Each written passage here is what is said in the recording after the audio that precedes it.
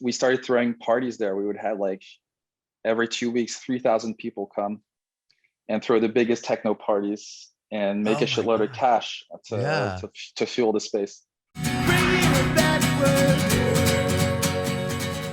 Our podcast is all about you, your journey in music, and we'll talk about the new record you guys have coming out in about 10 days from now. And Yeah, exactly. Coming out in 10 days for sure.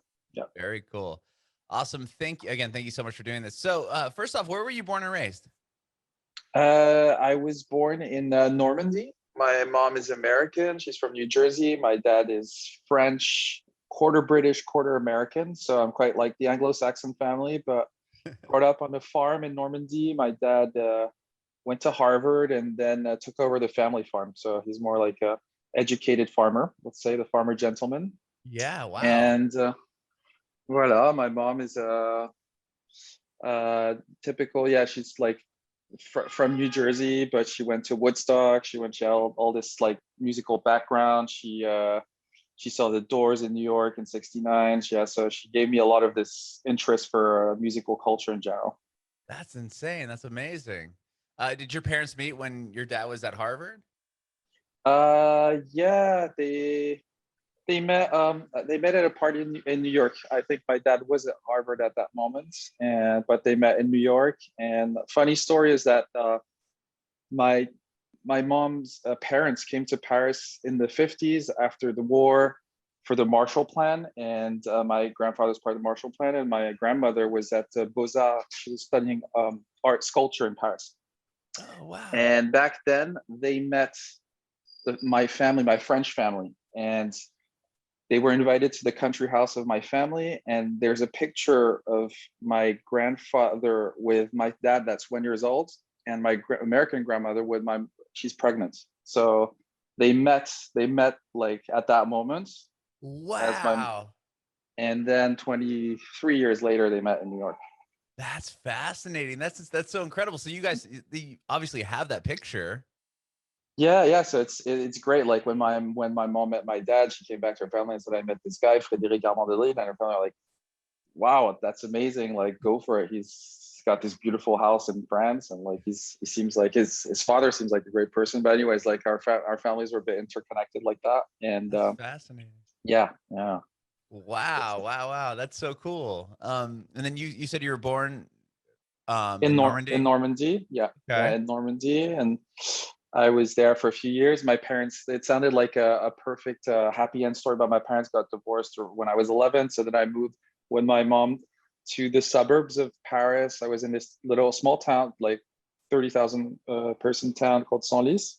Okay. And when I was 18, I moved to Paris back with my dad and started my studies in business. Oh, wow. Okay. I was going to Yeah. ask you if education was a big thing. I mean, considering your dad went to Harvard, I don't know if they pushed that. Yeah, I mean, there's a lot of academic pressure. My sister is a bit of an overachiever. She speaks 9 languages, works for Google, and like, she Oh went my. straight. And I Wow. wasn't like I wasn't a straight A student, so but I kind of got by. And no, I got to like around when I was 17, 16, I was really not motivated anymore. And like I kind of found music the summer I finished high school. And I was starting this école de commerce. You start business schools earlier, like we call it business school, but it was college. It was kind of a college moment. Mm-hmm. And I listened to Moon Safari that summer. I was smoking my first joints and like kind of like all glued together. I was like, shit, this Sure. is amazing. Like, how do they do this music? Like, how can I got really interested and fascinated by it. Never thought I could make a career in music, but that's like it started from there. I got a computer, I got a bit of software, I bought some turntables, and I started going out in Paris, going to like parties and discovering the electronic music scene, the club music scene also. Mm-hmm. And really, music became my whole life, and weed, Wow.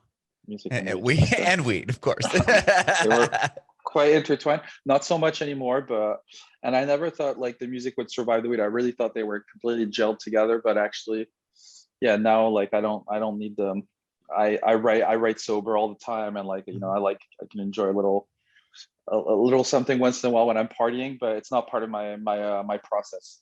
That's amazing. Well, prior to getting the software and a computer and really focusing on electronic music, were you ever in piano lessons, or did you do anything Yeah, else so musically yeah, prior to that? so my dad is a great guitarist, and he can play Bach, and he can play, like, he's a really amazing guitarist. So was my Wow. grandfather. So and he spent some time in Brazil. He can play some really nice South American music and stuff. But anyways, I did some when I was seven. First, I did some solfège, just like I never played the instrument for some reason. The teacher was like, he has to do 1 year of education, like learning the theory before he plays an instrument, which is really weird. And so I did 1 year of solfège, and then I think I quit. I got tired of it. But then when I was 13, I did 1 year or two of classical guitar, which I'm really glad I did. I never got that good back then, but and I still am not a great guitarist. But just yesterday, I was still deciphering some bossa nova, and I'm still working on my guitar, and I enjoy it. And now I'm self-educated myself over the past 5 years of piano, Okay. and I think the bit of theory I got, like, now I've really, like, I study theory a lot, and now I'm working on my instruments right now. Like, my goal is to be able to just, like, jam away, you know, like, by the time I'm 60, and actually do some real music at some point. Well, I'm sure that kind of comes into play with even with your music now, right? Do you use any of that theory when you're writing songs now? Yeah, for sure. Yeah. No, I use a lot of the theory. I played on canopy. That's one of the first time I grabbed my guitar and, like, recorded something, that guitar riff, that bossa nova riff. Oh, So really? that was an important. Yeah, that's an important. It's like the only riff. Like, I can't play 10,000 things, but that I could play well. I kind of nailed that groove down. Uh-huh. So so I use that, and yeah, I've recorded quite a bit of guitar and Polo Pan, but I'm not. I don't perform live with my guitar that much, just because it's not relevant. It's only a few songs in the show, and I can't nail it every time. You know, I'm not that kind of guitarist who's really, like, you know, working on his instrument at that level.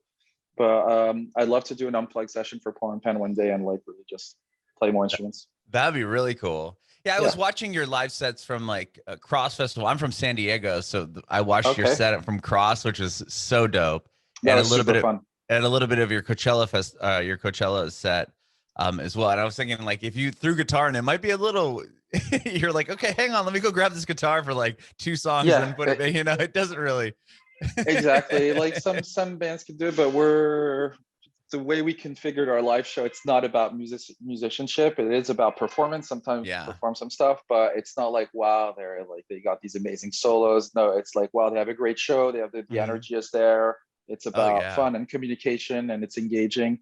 And that's exactly what we don't try to play every part. We just try to play specific parts where people can understand. Because when you have all these, like, MIDI controls and stuff, a lot of the time people don't even know what you're doing. You know, like, you're Mhm. tweaking buttons, and, like, so we try to make it very simple and digestible, and, like, relatable for the audience. Yeah, I love that you said engaging, because that's exactly what I felt when I was watching your show. Because I mean, sometimes in electronic music, like you said, people don't really know what's going on. They might think, oh, he's Hmm. just pushing some buttons, but no, there's really, like, you're orchestrating everything that's happening. But the way that you have the mic and you're up there talking and you're really engaging the crowd, I love that. Exactly. Yeah. No, it's really well, I owe a lot to Alex for that, because Alex is the extrovert in the band, and he's the crowd pleaser. He's really connected to the crowd, and I'm a little more internal, and I'm pursuing, like, personal goals sometimes with music. And this show, a lot of the direction comes from him, and this is, like, we're smart in the way that we let each other lead when we feel naturally the other one has something to give. And yeah, he said, like, really, this is not about you. Let's just do something easy. We're not going to don't over challenge yourself. We're not, like, the best musicians in the world, so let's just make this fun for the audience, and then we can build on that and become better musicians. Mhm. And Yeah. we've been adding more and more stuff in the show. The show, like, by the end of the tour, was becoming, yeah, we're playing more and more parts. But it's always the point of reference is the audience, and it's got to be about them. And yeah, there's so many ways with electronic music to bring a show, like, to perform the music, that picking them as the point of reference instead of us was, I thought, was a smart, wise decision, like, good angle. No, definitely, definitely.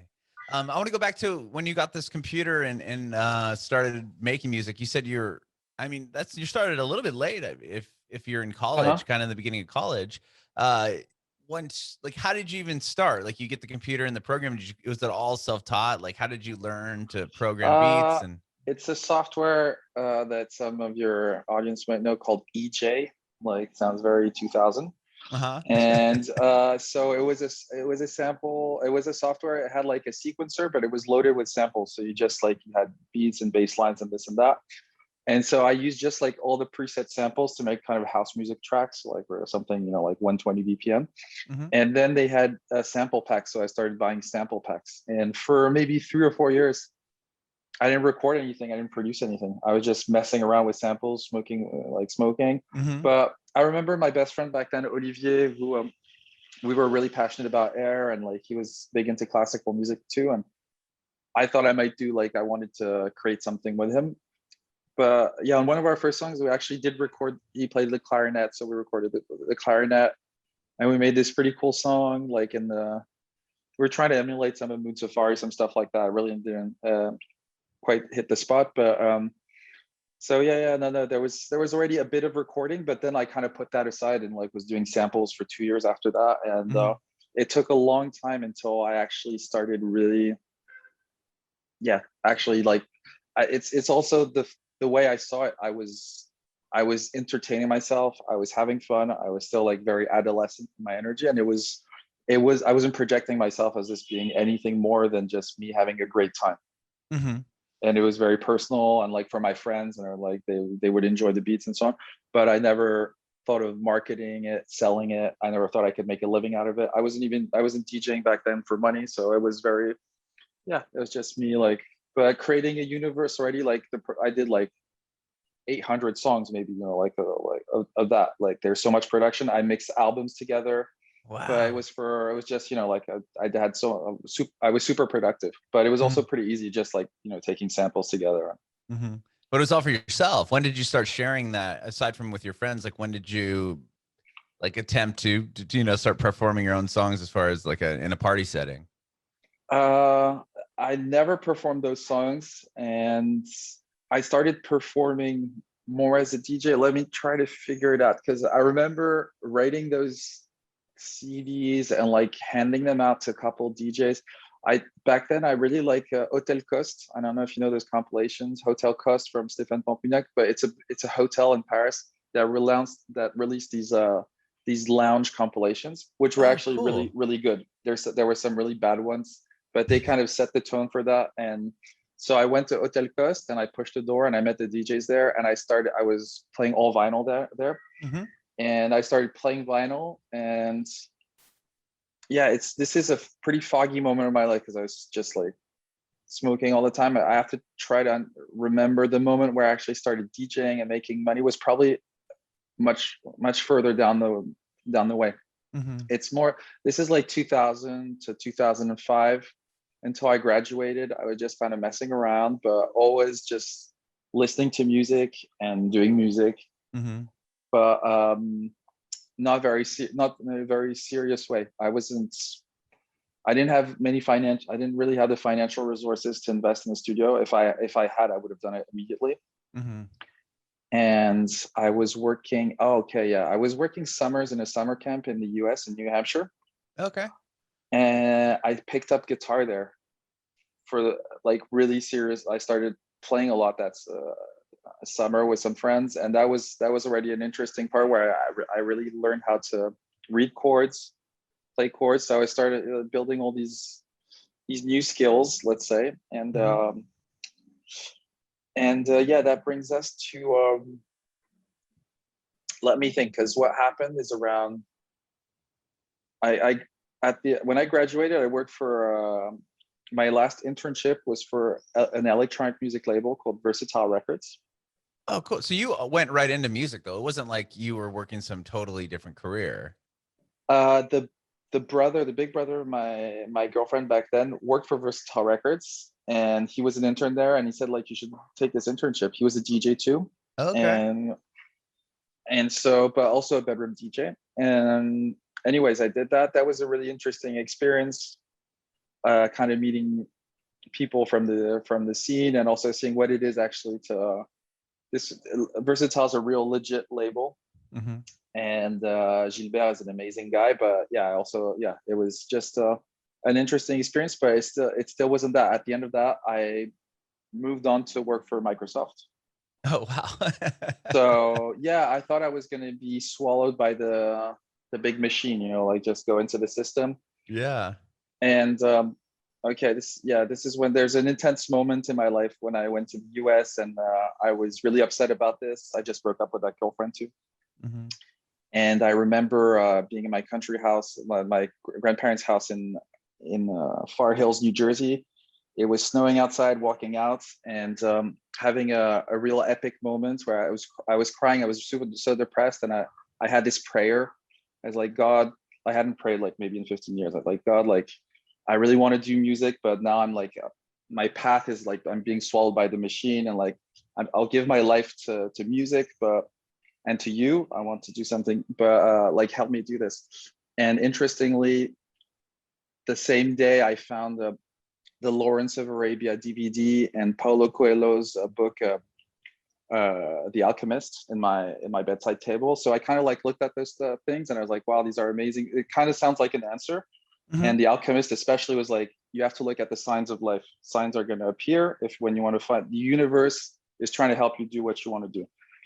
And so about 2 weeks later, I went back to Paris, and I met this person who came to me, and it was a girl, but she kind of had this message for me and said, like, I started recording music with her. Basically, I was working for Microsoft, but she would stay at my place, and she's like, you got to do the guitar. Like it was exactly kind of this direct answer. So Wow. it was a bit like a guardian angel kind of presence. This girl I saw for 2 months kind of disappeared. I never saw her again. Like, her phone disappeared, so it was quite kind of a mystical experience. And after that, I was on fire. Like, I started meeting a lot of people, going out. I was playing the guitar everywhere in Paris, like on the streets. Like, I don't know, it really had this kind of like interesting moments. And that was like one of the craziest, like for 2-3 months in my life, where like shit was happening all the time, crazy energy, meeting people. And that's when I started going to Le Baron, the club where I met Alex, like maybe 5 or 6 years later. So Le Baron was opening, and I would play guitar in the entrance of this club every night and have people sing like the Rolling Stones, Beatles, like do covers of like old songs. And and then I met this girl, Nina Lily J, with whom I wrote her a first song, and we recorded a few years later. We recorded my first album under the moniker Open Space and Stars, and that's kind of like a 60s energy record, and it's still online. The album's called Pop Prophecy. I was listening to it like just a week ago with some friends, and like it's not quite there. It's got some interesting ideas. It still holds up. A couple of songs hold up. I like Tarot Divine, like one of these songs, whether the song's Tarot Divine. Like I told you about this really crazy girl who came, who kind of energized me, and she gave me this game of tarot. One of the first things she taught me how to read tarot, and she gave me a game of tarot. She was super mystical. She was like on another level. And anyways, so I wrote this song like I just flipped over the major arcans and major cards of the tarot and wrote in the order of the cards. Wow. And that song kind of holds up. Yeah, that's kind of cool concept. And like the song's pretty cool. It's got an oriental energy, and it's called Tarot Divine. And anyways, like at that moment, 2010, I had been DJing a bit for like kind of not so cool clubs. I was making money. I finished Microsoft. I skipped the part where I went to San Francisco. So yeah, it's a complex life trajectory. But so 2005, 2006, I get this crazy energy. I started playing the guitar a lot. In 2007, I'm working for Microsoft, and at the end of the internship, my boss says, "Hey, you should do music. You're a great intern. I love you, but like, don't do this. Stop this. Go do some music." And I got really lucky once again. I met a friend, like a old friend, who said, "Hey, you know what? Like this company called Mix Vibes, they're a DJ software company, and they're looking for a guy with an American passport to develop the US market." So I was like, wow, this sounds kind of like, like I got Microsoft, I got music passion, I've got the American passport. So I went to the interview, and we did this special contract where supported by the French government. I had the idea of this contract called VIE. It's instead of doing a military service, it's kind of developing strategic businesses, French businesses abroad. So they support you. It was very cheap for the company, in other words, to send me, and I got a great salary. I was living in San Francisco. I was alone, no presence and no visit ever of the company that sent me over the year and a half I spent Whoa. there. And I had this big office downtown San Francisco, and I was making 3K a year, my first salary, so 3K a month. So I was like, wow, this is.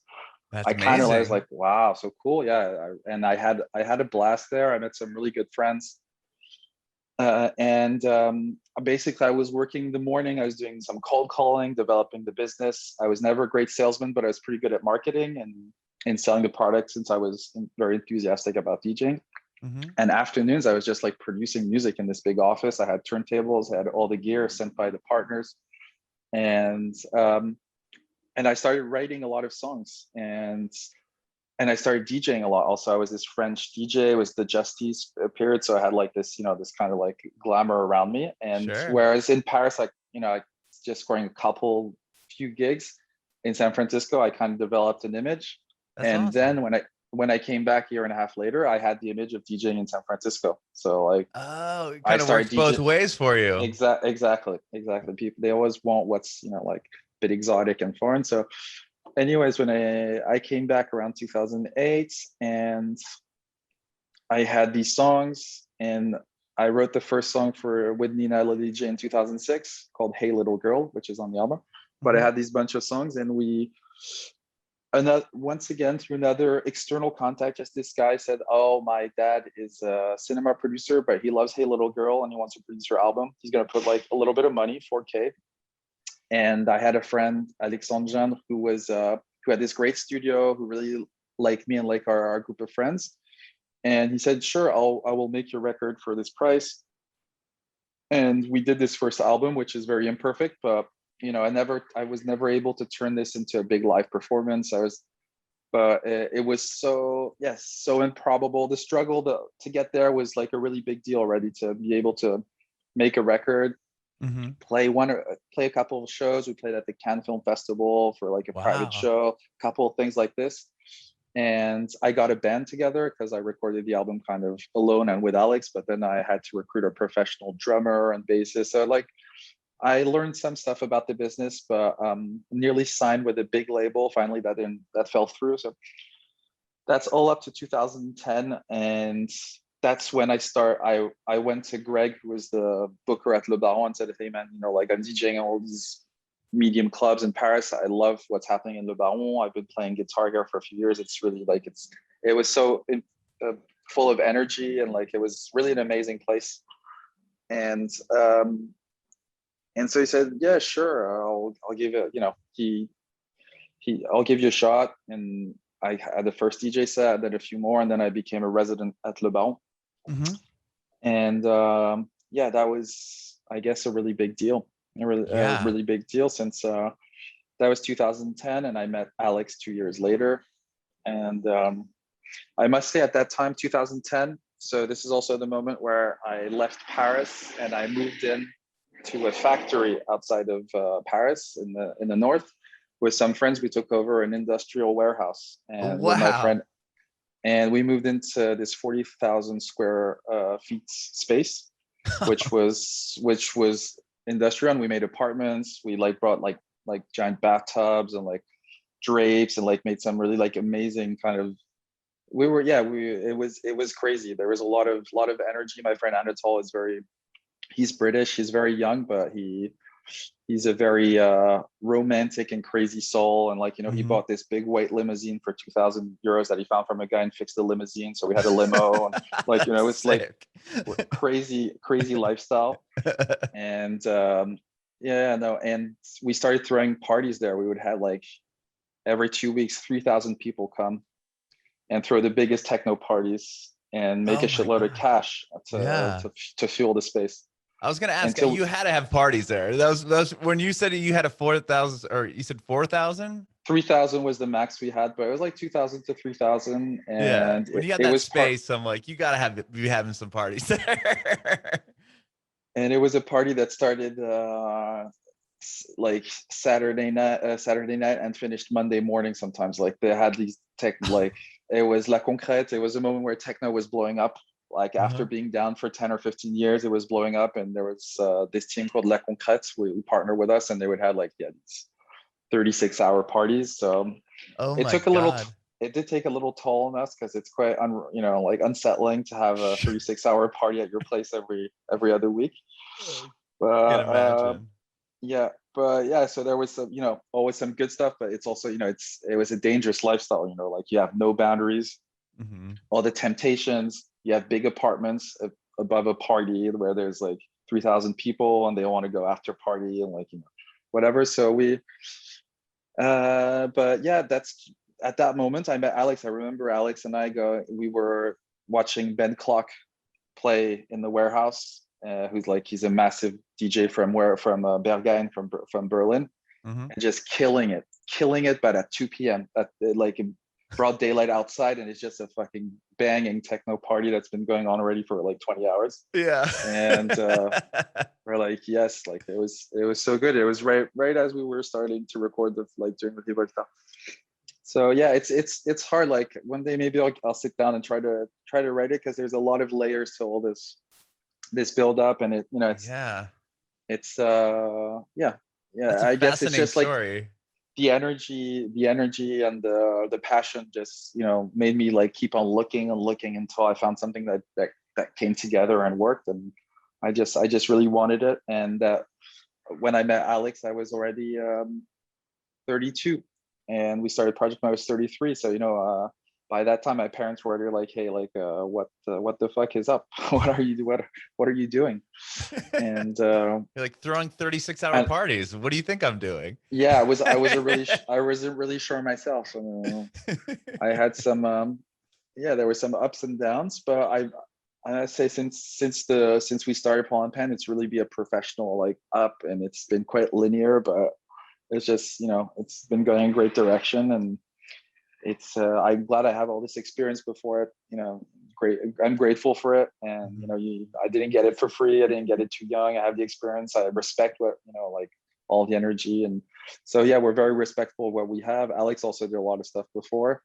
Mhm. And yeah, building a duo, a lot of duos I know like they can have a hard time, especially after we've passed the 7-year gap, and now we're into our 8th year. And you got these milestones, the 3 years, the 7 years, and a couple, and so on. And we're doing fine. Like we've evolved, and we have we are different also, but we have this great relationship and this great project that's kind of bigger than us, and we respect that. Yeah, I was curious because I mean, you both had a fan base, right? So was it putting it together? People must have been aware that you guys were together. Did that kind of create a little bit of buzz as well? We didn't have that much of a fan base. We had a following, but my following was my friends. And by the time I was 33, they were really partied out. They were starting, I was starting to be like, okay, I was known in Paris, but by a generation that was kind of like dying off, like they are. So it was also, we really started fresh. I mean, our crew of DJs loved Revolta and started playing it, but it was instantaneously, it kind of got in the French hype, and it wasn't like our friends or like like our local crew supporting us, but we got some support from like the Corsicans loved it. Like we play in Calvi and Corsica, and like yeah, it kind of spread out. We got some good articles. And so we didn't build, I think I had built on my friend on that network for a long time, but it was definitely dying off at that moment. Okay. And then you had to Yeah. like pretty much rebuild it, right? Rebuild it up. And yeah, it's just like it's new people. It's people like the fans and the people who enjoy Polo Pan. Of course, all my friends like gave me a call afterwards and like, wow, it's amazing. But it's just it was new people. It's a different way. Like when you're this kind of, you can be a DJ who plays local parties. Like when I was in San Francisco, I play in the Mission, this and that, and you post and you have your friends get excited and stuff like that. But it's different. Polo Pan is just we communicated. We had a label, we had a structure. It was much more structured. It was different. It didn't feel the same at all. And Le Baron was just finished right then, so we didn't have a resident club in Paris anymore. we started playing cities around France. We played mostly places we had never played before. Mhm. And yeah, we started playing, instead of being in a resident DJ network, we were in a touring band network, or like touring DJ network. Was that different than anything? Like, had you toured prior to that, or is it like you said, just resident DJ stuff? Yeah, exactly. No, I had not toured. I had not toured with my previous band, Open Space and Stars. I also created a project in 2012, right before Polo Pan. I went to record in Morocco with Kanawa musicians. It's like this mystical music. And that's one of the projects I came back with. And when Alex and the DJs at Le Baron saw that I did that, that kind of, like that kind of created Polo. That was part of what created the interest, I think, of Alex. He was like, wow, like, I was progressing on my production, and also on my level of being able to collaborate, record other people, and just make a cool record. You should definitely check that out. The record's called Roudani 434, Roudani, Roudani, and the band is called the Atlas Collective, and that's a record I'm really proud of. But anyways, that was, we were talking about touring. That wasn't touring, but that was traveling to record.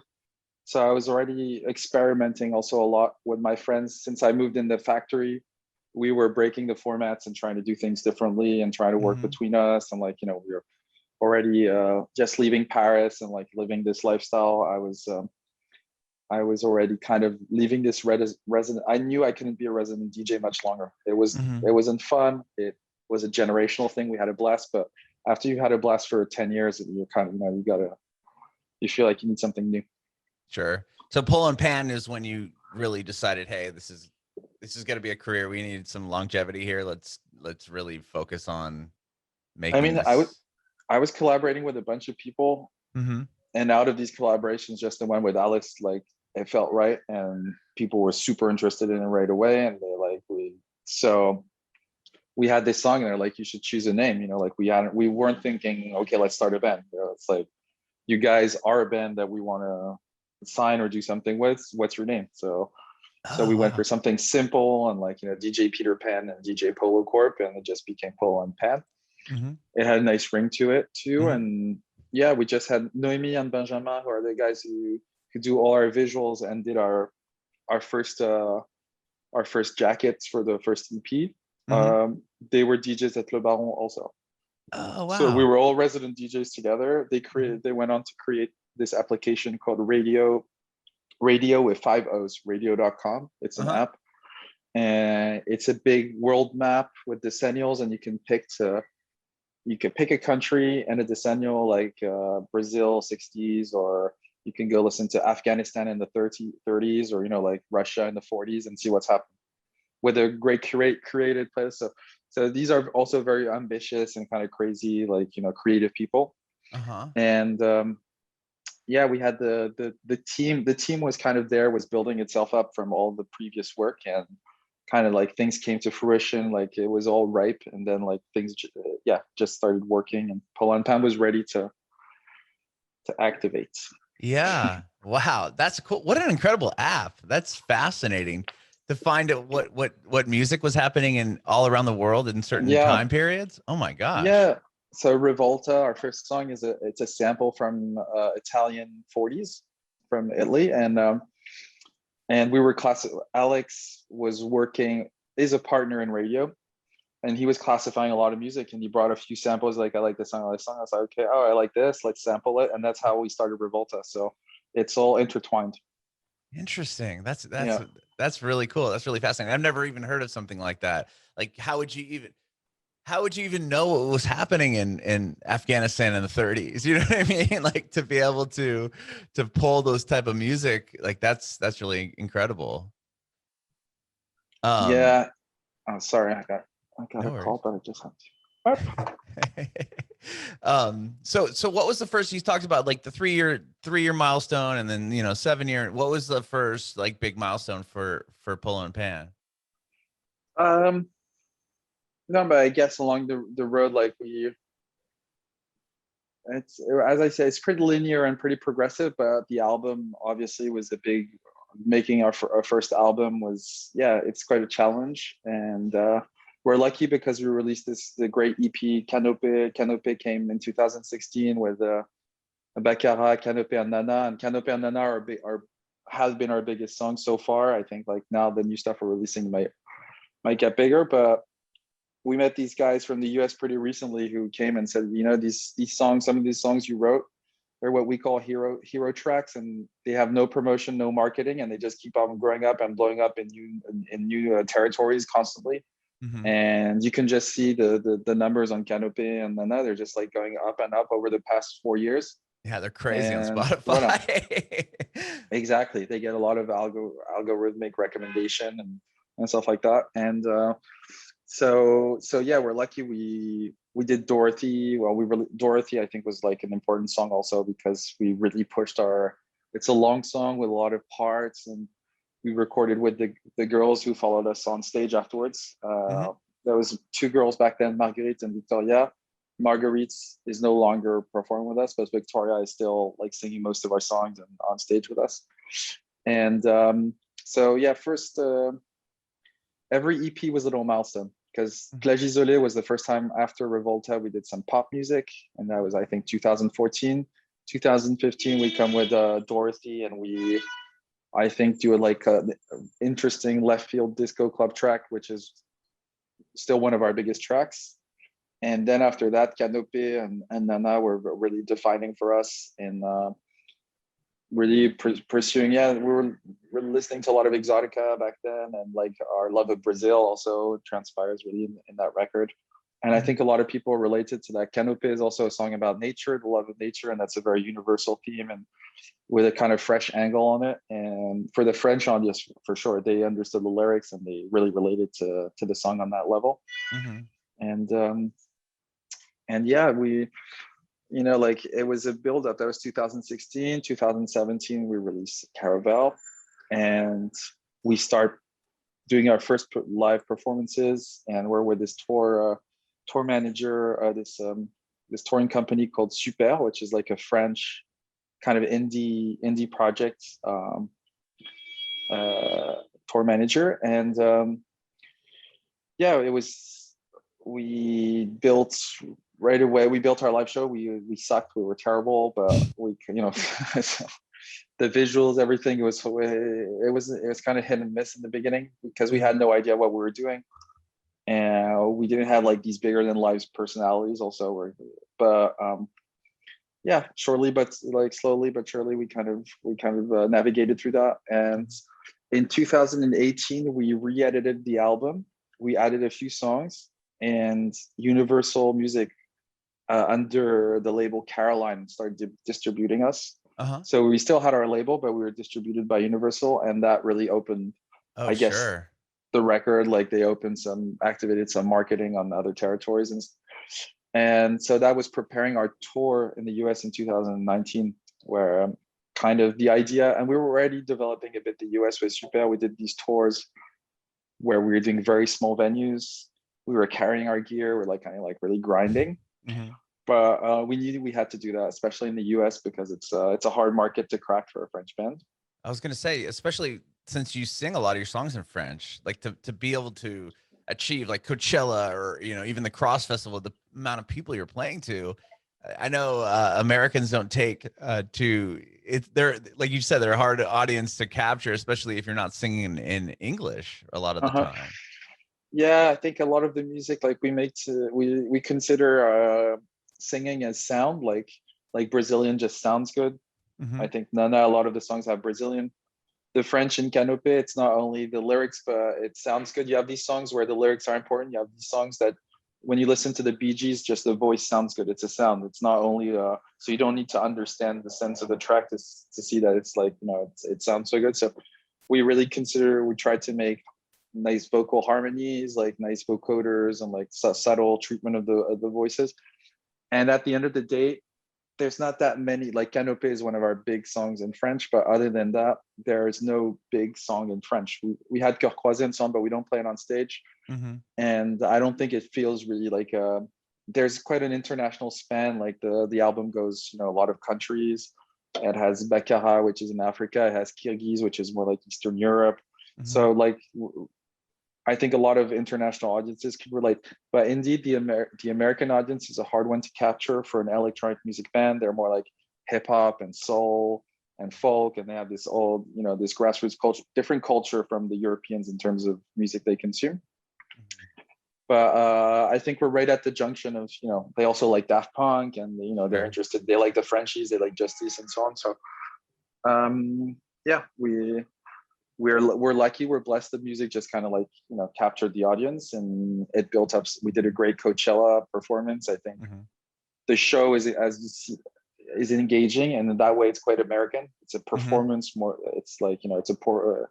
So people were really dancing. I thought compared to other shows I saw that were more static, we're really, you know, getting people bouncing around on Jacadi and like, you know, like dancing for real. And so yeah, that was an important. Not sure where I lost my track, but the US. Yeah, you answered the question. I mean, obviously, the whole virus and COVID took a, you know, huge toll on everybody, but you guys are really, really building up, especially in the US market. I mean, to play Coachella in 2019, that's huge.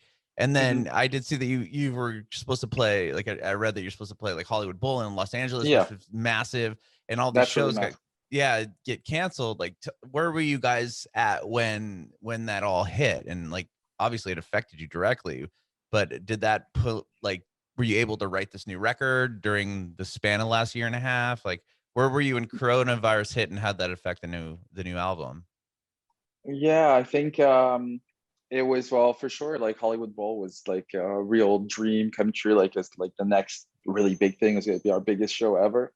Hopefully we can, you know, that'll happen to us next year. But I think it, to be honest, we toured for 3 years. We worked really hard, and we were quite burnt out after all the tours and the American tour.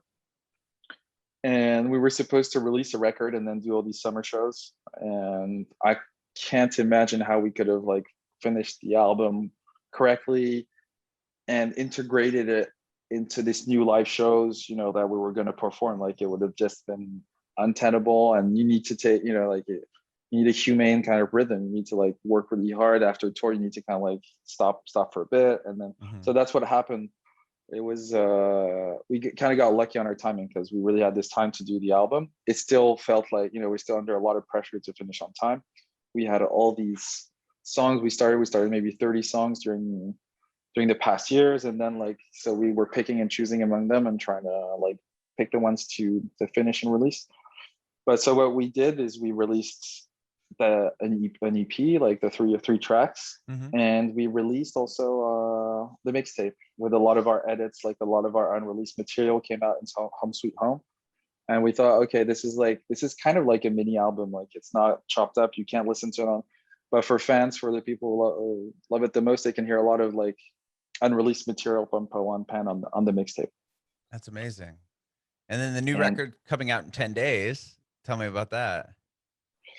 Well, yeah, no, we're excited. Like the two first singles are really picking up nicely, and the album, so Cyclorama, is about the grand narrative is life cycles. We like to, you know, like tell stories a bit about our records, as Caravel was like more like a trip through space, and this is more like a not a trip, but like questioning different moments in life. There's the first song is a birth song for Alex's son, and we have a requiem, and we have some transcendence songs, and we have some childhood songs, and yeah, we're also like kind of in the middle of our lives. We had this moment with COVID where we could pull back and, you know, kind of like consider everything we've done up to here, and yeah, just think about life a bit. And this record, of course, we're trying not to be prisoner of concepts. It's about music first thing, and like a lot of songs we didn't try to make it in order, specific order, saying, okay, there's the birth and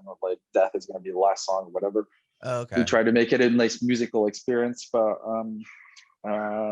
yeah, it's a record we poured a lot of energy into it, and so much that, like, you know, just like 2 months ago when it's finished, I can't really listen to and enjoy it anymore. I was like, you know, I didn't know. You're confused when you listen to a song like 150 hours, you don't, it gives you nothing anymore. You can, or Sure. you just hear details that frustrate you and so on.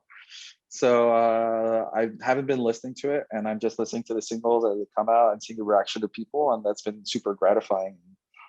Now we're excited. So we're gonna have a summer where we're just gonna be DJing and moving back into preparing our live show as of September. And we announced the tour now, so we'll be touring. We'll start with the US in December.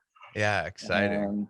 And that's cool. I guess the pandemic, it was good to take this year off, and it's for us and for the quality of the music, I think was a great thing. I hope we can do it again. We can say, okay, like let's actually take this time and not try to overdo it. You need to take a break once in a while. Sure. And I did see your tour dates. I mean, for you, I lived in San Francisco for a number of years working on the radio there. And I saw you guys were playing Bill Graham Civic. That must be a pretty cool moment. That would probably be a huge show for you. Have you ever played there before? You know what? No, I don't even know the venue. I lived in Oh, San really? Francisco, but no, Bill Graham Civic. I've never been there. It's a big. Really? No, never. No, I used to go to Mezzanine and Oh, yeah. the rickshaw stop. Like Oh, those venues sure. were the venues where the DJs, like that scene was playing. But I never made it to those bigger venues. So you must know It's the biggest venue we've ever played. So it's exciting for us. That's huge. I mean, that was the big electronic venue when I lived up there. I mean, like Avicii would play it there, Calvin Harris. Like those are the artists that would Okay. play it prior to playing the big stadiums. But like that's Right. the spot. I mean, yeah. Oh, that's cool that you played rickshaw stops. I'm sure you know my friend Aaron Axelson. Oh yeah. Yeah, he's a big I supporter of the electronic music scene. Yes, it rings a bell. Like it's been like now 14 years.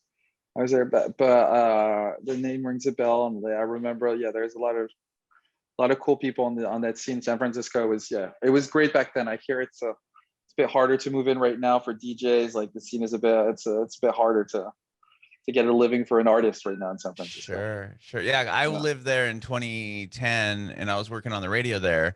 And the station I worked for, we did this cool show at night. And like I came from San Diego where electronic music really wasn't a big Right. thing until like Cross Festival happened, really. I mean, in 2010, it wasn't what it is now. But San Francisco, we did this thing called Subsonic, and it was a show that happened like at midnight to like 3 a.m. And it was Oh all wow. electronic music and DJ'd together, but it kind of fit with the lifestyle and what was happening there. And Nice. Rickshaw Stop and Mezzanine, those are like the big clubs that a lot of these artists came out of, which was really, really cool. Yeah. No, I have great memories of San Francisco. Yeah, one of my best friends is, and I haven't been back in a while, but I'm sure it's changed a lot. So I don't want to I'd be depressed to not see the dive bars like 222 or like some of those small bars where I used to hang out a lot. I'm sure they're all gone. I know, So unfortunately, yeah, probably. Well, yeah. Well, and thank you so much for doing this. This has been amazing. I really appreciate you taking time you're very to welcome. chat I with hope it me. wasn't. I hope it wasn't too confusing. You guys No. seemed a bit confused. Like I was confusing myself, but I've never done the mental process of going through these moments. And I feel like it's an interesting story, but like there's so many bifurcations, a lot of people I didn't mention, and there was a lot of things. I guess the thing you can get out of this is you got to grind real hard when you have a passion. And some people get overnight success, and for some people it takes a long time. But when you put in the time and you have the passion, things can come together. And all that time that you feel maybe we're losing your time. No, it's all time where you're ripening and you're maturing and you're getting the experience that will one day come out in your music. Yeah, that's kind of the answer to my last question. I was going to ask you before I let you go is if you had any advice for aspiring artists. Exactly. Well, see, I got you on that one. No, but for sure, like that. I think that was my trick. All my friends tell me, like, that's they were all surprised that I made it and that I made it. So we're not like a massive project, but it's a great success, and it's picking up, and I think that's the strength of Polo Pan. It's going to keep on picking up because it's built on a lot